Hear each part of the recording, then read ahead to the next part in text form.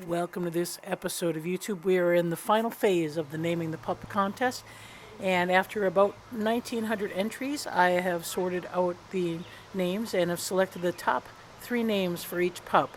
For pup number one, which is now currently known as Axel, we had a lot of submissions who wanted to keep the name Axel, which was named after Axel Heiberg Island in the Canadian Arctic, just west of Ellesmere.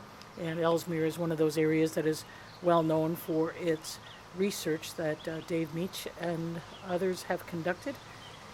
The second choice was Perry, named after Robert Edwin Perry, an Arctic explorer, and certainly we know that Axel likes to explore, so it was a kind of an appropriate name for him. And the third choice was Mateo, in honor of Matthew Lenz, a longtime supporter of the Center's Ambassador Wolves, who had adopted both Lakota and Shadow, and who had recently passed away. And in memory of Matthew, that name was submitted. And so pup number two, which now we call Grayback, we had an interesting research on some names, and Hawthorne came up. And what we liked about Hawthorne is that there's a concept called the Hawthorne effect, and it's a type of reactive kind of a situation where individuals modify or improve an aspect of their behavior in response to their awareness of being observed. And that is the true personality trait of pup number two. Grayback is always aware of when someone is watching, and is probably the most responsive to submissive postures. And I couldn't describe a pup any closer than this concept of the Hawthorne effect. So we thought that was very appropriate. So the second name was Hudson, in reference to the subspecies first categorized in 1941 as the medium-sized wolves, white wolves near Hudson's Bay, Canada. And then there was a lot of consideration to keep a name similar to Grayback. So Grayson was chosen as a name meaning son of steward, and certainly a steward is kind of a caregiving concept, and certainly Grayback has that caregiving as well as care-seeking, calming nature. And so the name was selected because it was close to his nickname, and some people felt it might be appropriate to have a similar name. So that's the naming contest.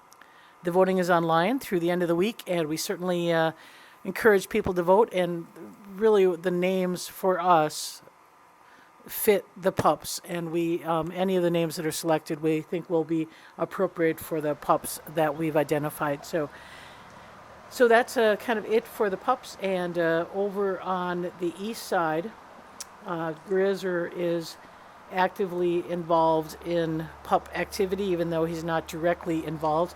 He watches them, he gets their food resources, and he certainly has a lot of opportunities to climb the den and see what's going on in both the pup enclosure as well as even in the exhibit enclosure. Based on some of the design work that we have now, he can actually see over to the exhibit area. So like I said, he's in the east side for right now because the pups are utilizing the pack holding area. The east side is very well vegetated. We had a great growth of vegetation, primarily because Grizzer spends most of his time kind of towards the front of the exhibit. So now that he's back in the east side, he's got a great cover. He has good shade. He certainly has the resources necessary to get through a warm summer, although we haven't quite had a warm summer yet. So as we've spoken in the past, Grizzer lost a little bit of weight, so we are weighing him on a regular basis. We've got a special diet for him now. And this is kind of how we weigh. So the scale is a large metal scale, and we encourage the wolves to walk on it and try to give them a little bit of stimulus so they'll actually stay on it. This is peanut butter rubbed on top of the scale so that he'll stand long enough to be able to have the scale settle down.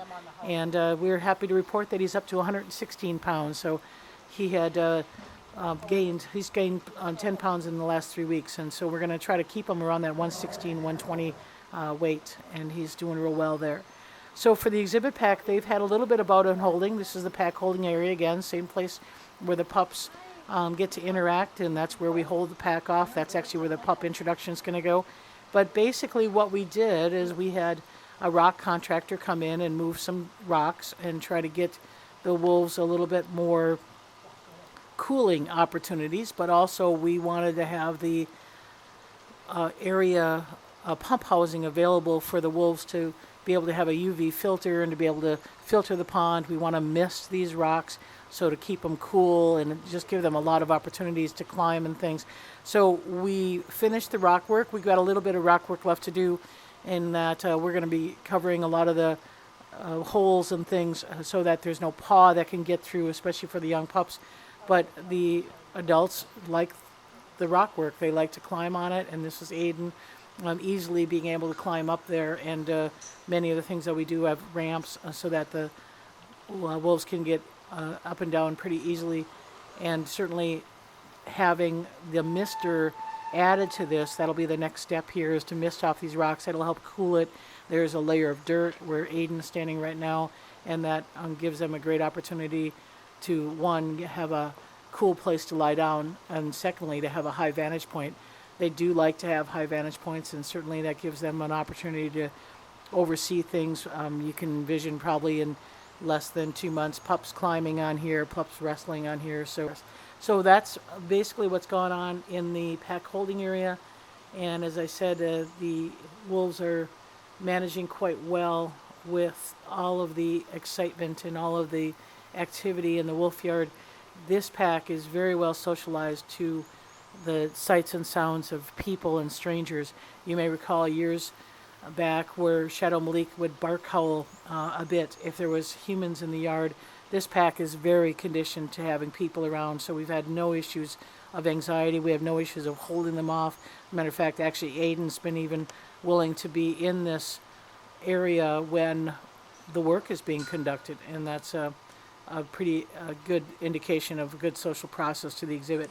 So I'm going to leave you here with a little bit of pack howling, and again, vote and share your ideas with others and try to encourage others to vote for our new pup names. Thanks for watching.